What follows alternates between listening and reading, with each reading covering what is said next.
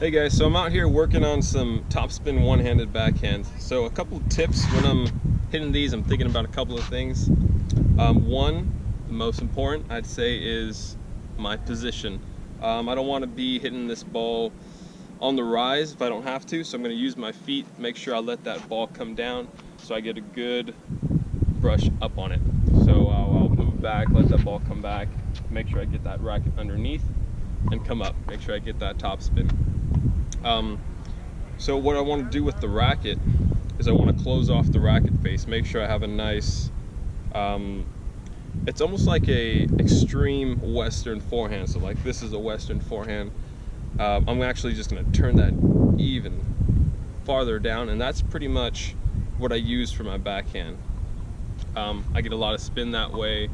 I feel like it might even offer like that one advantage a one-hander has over a two, that ability to get that extra topspin. So I'll close off the racket face and I'll bring that racket up. So I like to start high if hitting these one-hand backhands. Starting that racket up helps me get a little more acceleration when I hit that ball. So what's going to happen is I'll bring that up, I'm gonna let that racket drop. That way I can get that racket going before I make contact. So a little bit more room to pick up that racket speed. So I'll be up here, making sure I let that racket drop underneath that ball and come up. I'll use the legs as well, making sure I get some knee bend if possible, and then come up. So hitting these backhands, I want to hit a good height over the net. I want it to be a rally ball, a neutralizing ball. I can be aggressive with it as well, but for the most part I'm trying to get that ball deep, trying to get that ball high, kind of out of my opponent's strike zone. So I'm not too worried about how hard I'm hitting it, how fast I'm hitting it, more of height. So use the feet again.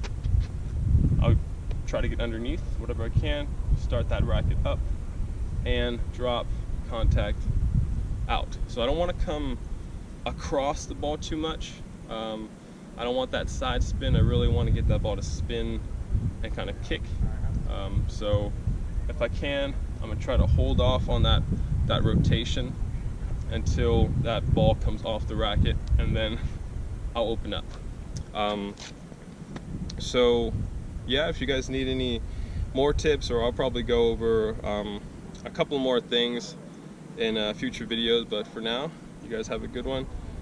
Practice that.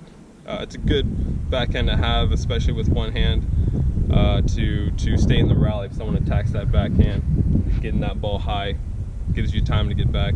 So I'll see you guys later.